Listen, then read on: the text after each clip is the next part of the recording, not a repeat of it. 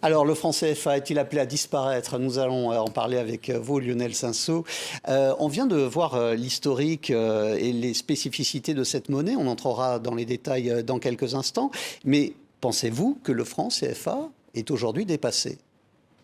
Non, pas du tout, en fait. Je pense qu'il fait très bien son travail de monnaie. Je pense qu'on peut le faire encore mieux.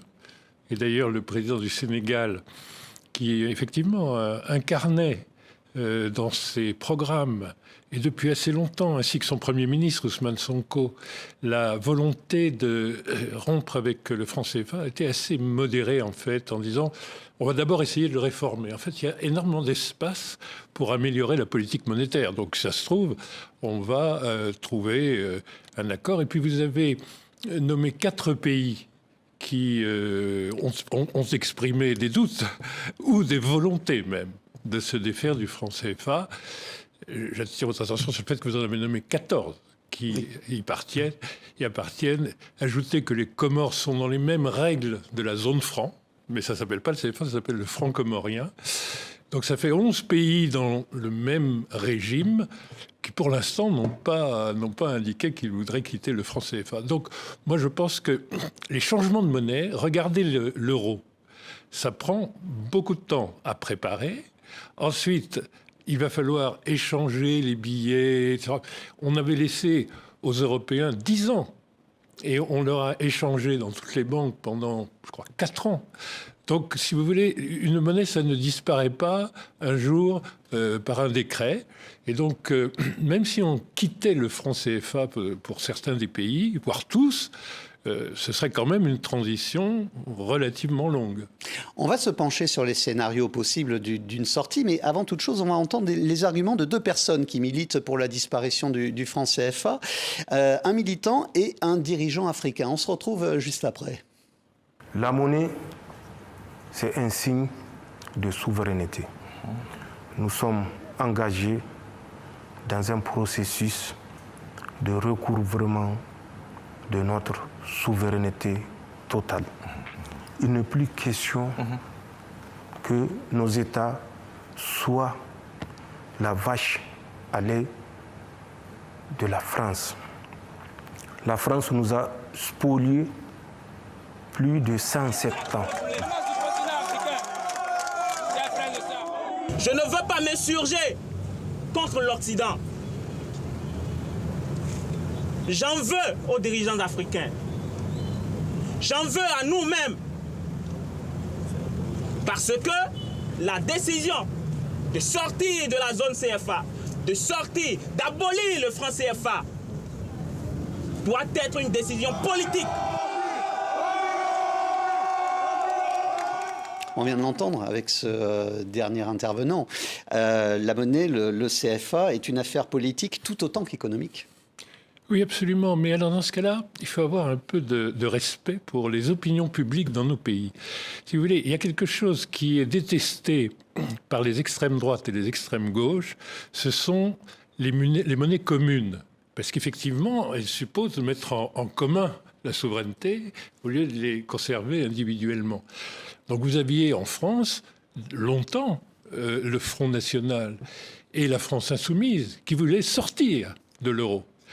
Et c'est pareil chez nous. Nous avons tout un panorama politique.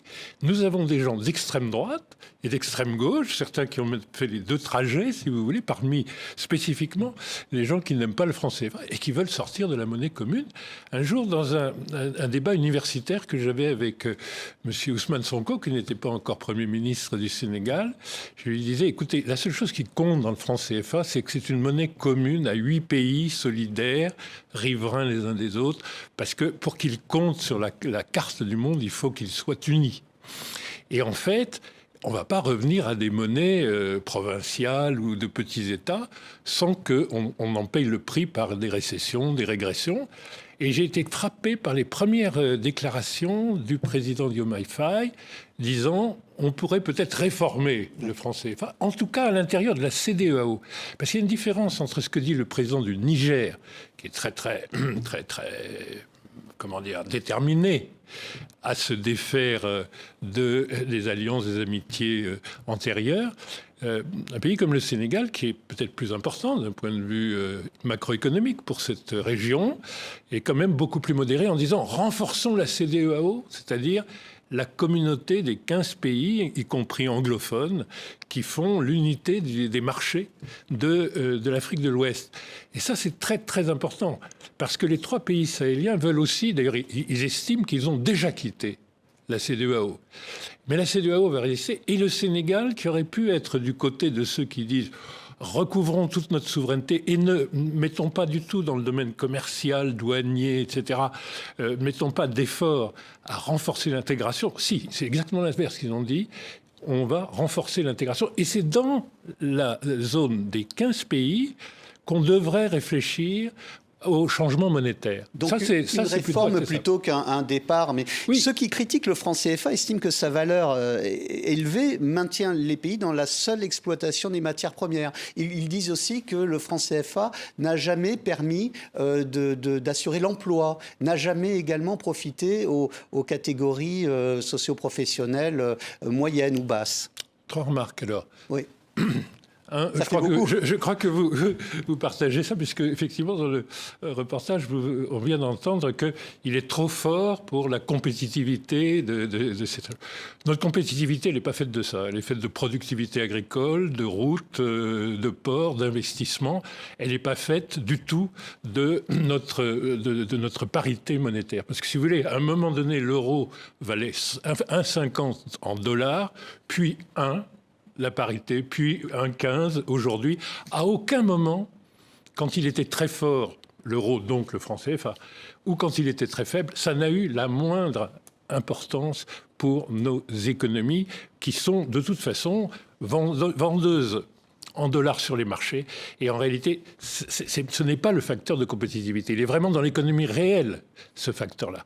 La deuxième remarque, plus brève, si vous voulez, c'est qu'il y a des pays qui sont nos voisins, avec des économies qui se ressemblent, et franchement qui ont les mêmes niveaux de pauvreté, les mêmes niveaux d'accès relativement difficiles aux classes moyennes, le même niveau de difficulté encore, faute de capital, de s'industrialiser très vite. Il s'appelle le Nigeria, le Ghana, la Sierra Leone, etc. Ce sont nos voisins immédiats, ce sont des économies exactement pareilles.